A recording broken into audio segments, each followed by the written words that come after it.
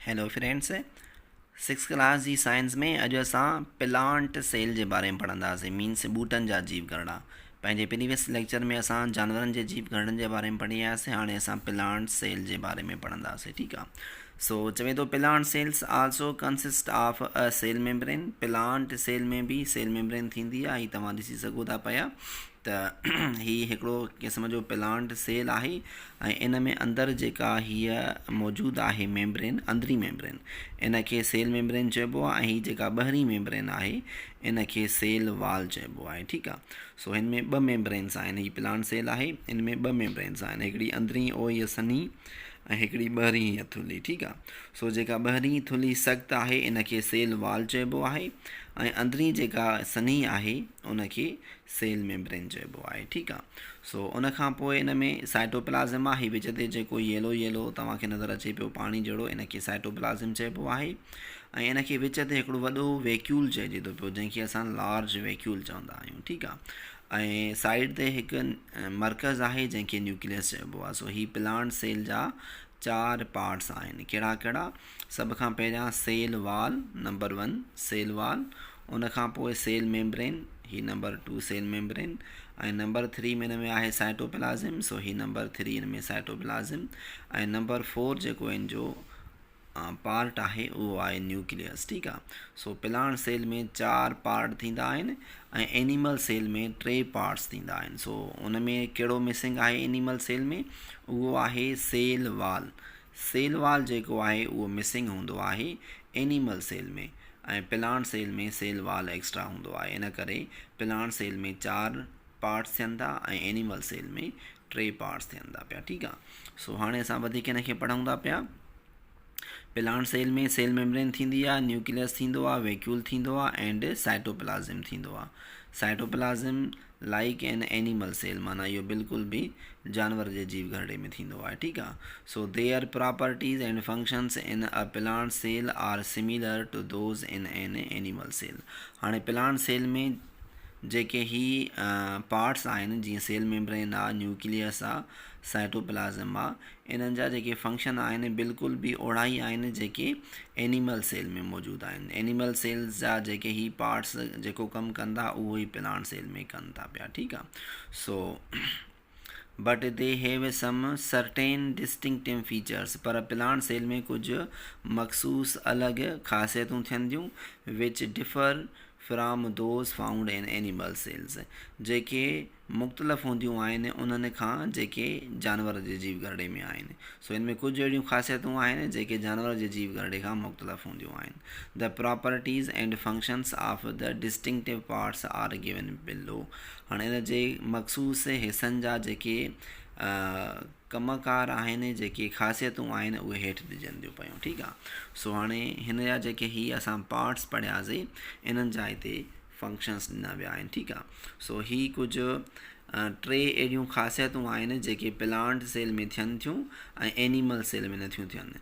सो बक़ाया जेके पार्ट्स आहिनि उहे बिल्कुलु बि एनिमल सेल जहिड़ा आहिनि, त उन्हनि जा फंक्शन्स असां पोइ हिते एनिमल सेल में पढ़ी आया आहियूं। सेल मेम्ब्रेन जो कमु जेको एनिमल सेल में आहे उहो ई प्लांट सेल में आहे। साइटोप्लाज़म जो बि सेम कमु आहे, वैक्यूल वग़ैरह क्रोमोज़ोम्स जो। ठीकु आहे। बाक़ी हाणे जेको हिन में डिफरेंट शयूं आहिनि उहे 3 डिफरेंट जेके शयूं आहिनि उन्हनि जा कमु असां पढ़ंदासीं। सो प्लांट सेल में क्लोरोप्लास्ट हिकु अहिड़ो पार्ट आहे जेको साइटोप्लाज़म में मौजूदु आहे। हीअ साम्हूं तव्हां ॾिसी सघो था पिया। हीअ हिकु अहिड़ो ऑर्गेनिल आहे जेको सिर्फ़ु ऐं सिर्फ़ु प्लांट सेल में थींदो आहे ऐं एनिमल सेल में न थींदो आहे। सो हाणे इन खे असां पढ़ंदासीं त इन जो कमु छा आहे। सो क्लोरोप्लास्ट में चए थो दीज़ आर टिनी डिस्क्स, इहे नंढियूं डिस्क्स मीन्स प्लेटूं आहिनि कंटेनिंग अ ग्रीन सब्सटेंस, जिन में साओ मादो मौजूदु हूंदो आहे, कॉल्ड क्लोरोफिल, जंहिंखे क्लोरोफिल चइबो आहे। इन क्लोरोप्लास्ट में अंदरि साओ मादो मौजूदु हूंदो आहे जंहिंखे क्लोरोफिल चइबो आहे। हाणे क्लोरोफिल जो कमु छा आहे?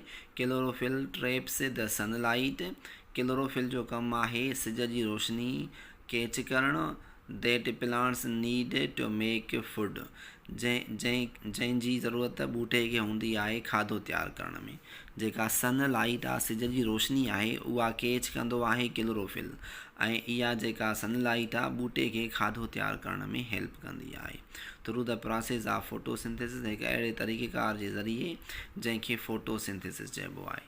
फोटोसिंथेसिस लफ़्ज़ जी माना आहे रोशनाई तरकीब। हीअ असां बाद में डिटेल सां हली पढ़ंदासीं त इहा रोशनाई तरकीब चइबो छा खे आहे, ठीकु आहे। सो फ़िलहालु माना हिन खे मुख़्तसिर बयानु कयूं पिया त रोशनाई तरकीब मीन्स फोटोसिंथेसिस जो हिकु अहिड़ो अमल आहे जंहिंजे ज़रिए ॿूटो पंहिंजे लाइ पाण खाधो तयारु कंदो आहे। ऐं इन जे लाइ फोटोसिंथेसिस जे लाइ असांखे जेके प्लांट खे जेके शयूं घुरिजनि उहो आहे हिकु सिज जी रोशनी, नंबर ॿियो कार्बन डाइऑक्साइड, ऐं नंबर टियों वाटर। हाणे जेको वाटर आहे उहो प्लांट पंहिंजी रूट्स जे ज़रिए ज़मीन मां हासिलु कंदो आहे, ऐं जेका कार्बन डाइऑक्साइड आहे उहा एयर मां हासिलु कंदो आहे, ऐं जेका सनलाइट आहे उहा सिज जी रोशनी मां हासिलु कंदो आहे। सो इहे टे शयूं हासिलु करे ॿूटो फोटोसिंथेसिस जो अमल हलाईंदो आहे, ऐं उनखां पोइ हू पंहिंजे लाइ खाधो तयारु कंदो आहे ऐं ऑक्सीजन तयारु कंदो आहे जेका असांजे लाइ ज़रूरी आहे, ठीकु आहे। सो हाणे इन अमल जे करे पूरी जेका बि जानदार शइ आहे उहा ज़मीन ते मौजूदु आहे। फोटोसिंथेसिस हिकु अहिड़ो अमल आहे जेको हर जानदार जे लाइ ज़रूरी आहे। इहो न सिर्फ़ु ॿूटनि जे लाइ बल्कि असां जानवरनि जे लाइ बि ज़रूरी आहे, छो जो फोटोसिंथेसिस जो अमल हलंदो रहंदो त इन मां ऑक्सीजन बि ठहंदी ऐं ॿूटे जी खुराक बि ठहंदी।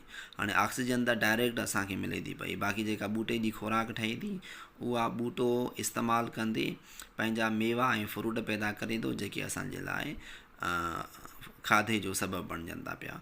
सो इहो फोटोसिंथेसिस जो अमल हलंदो रहे थो त माना पूरी दुनिया में जानदारनि जो वजूद बि बरक़रार आहे। अगरि फोटोसिंथेसिस जो अमल रुकिजी वञे त समूरा जानदार बि रुकिजी वञनि, ठीकु आहे। इहो हिकु अहिड़ो प्रोसेस आहे।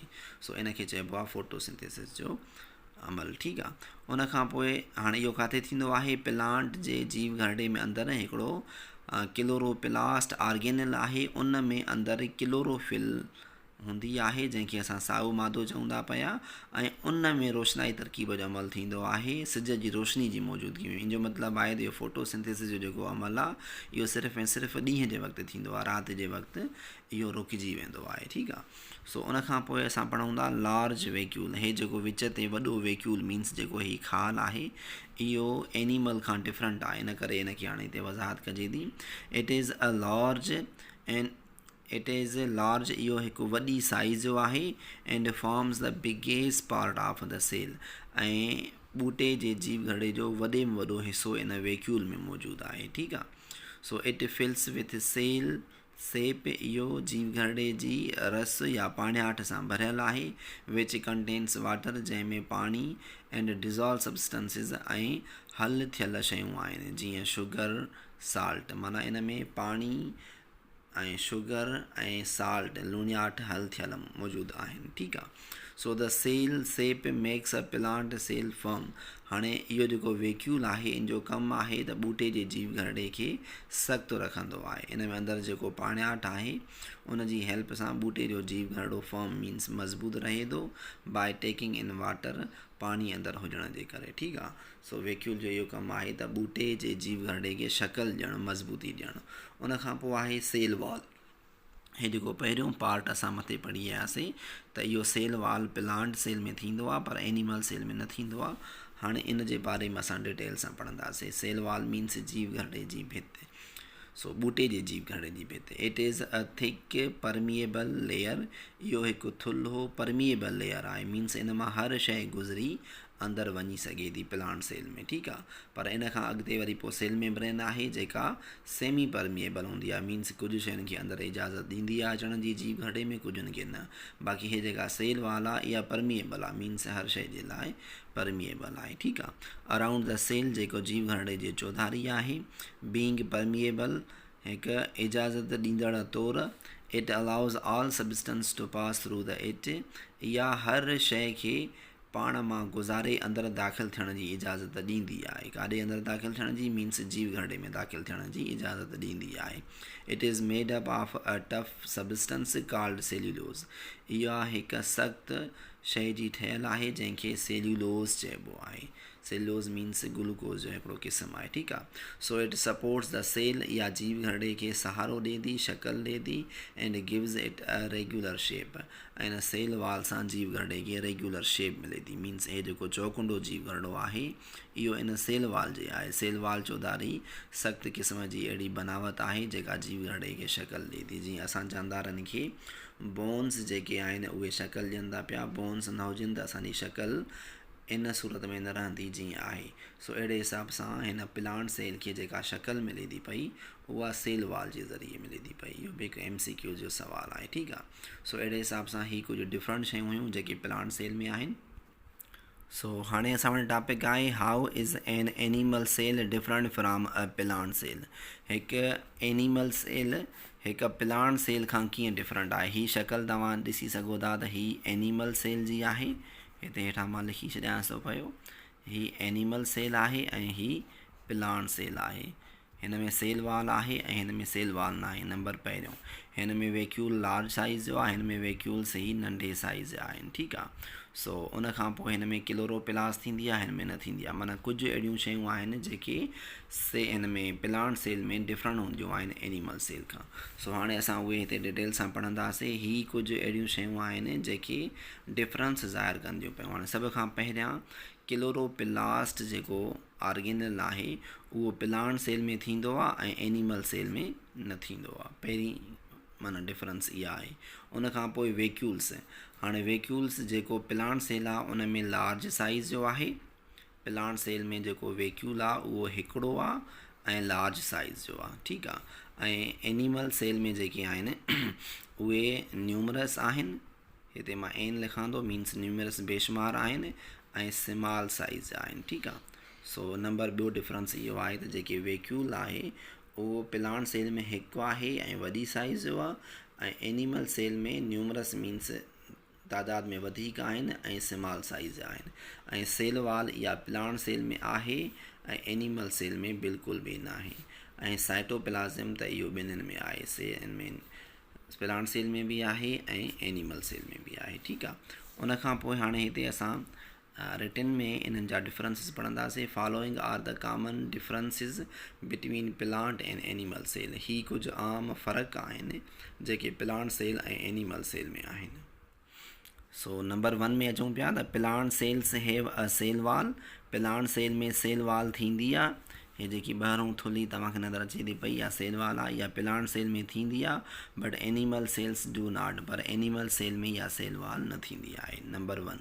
नंबर 2 में प्लांट सेल्स हैव क्लोरोप्लास्ट।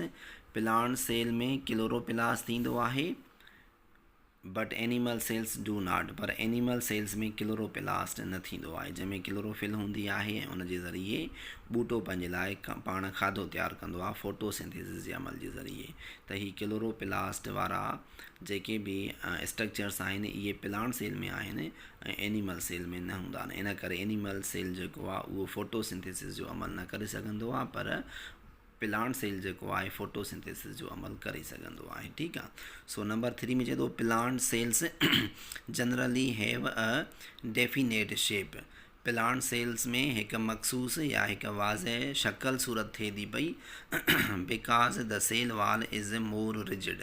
छाकाणि त प्लांट सेल में जेका सेल वाल आहे उहा वधीक सख़्तु आहे, जंहिंजे करे प्लांट सेल खे हिकु मखसूस शक्ल मिलियल आहे, मुस्ततील शक्ल। पर एनिमल सेल में इहा सेल वाल न आहे, इन करे मखसूस शक्ल न हूंदी आहे। इहो थोरो मुख़्तलिफ़ शक्लुनि जो थींदो आहे, कॾहिं गोल, कॾहिं टेढ़ो, कॾहिं कीअं, ठीकु आहे। सो उन खां पोइ नंबर 4 आहे animal cells have a round or irregular shape. Animal cell या त राउंड शक्ल जो थींदो आहे या त इरेग्युलर शेप जो थींदो आहे। इरेग्युलर मीन्स बग़ैर कंहिं सूरत जे हेॾे होॾे, ठीकु आहे। Because they do not have a cell वाल, छाकाणि उन्हनि में सख़्तु क़िस्म जी सेल वाल न आहे जेका प्लांट सेल खे शक्ल ॾिए पई, ठीकु आहे। So plant cells usually have one large size vacuole. Plant cell में अक्सर करे हिकिड़ो ई वॾी साइज़ जो वैक्यूल थींदो आहे, but animal cells have many small vacuoles, पर एनिमल सेल्स में केतिरा ई नंढा नंढा वैक्यूल्स हूंदा आहिनि, ठीकु आहे।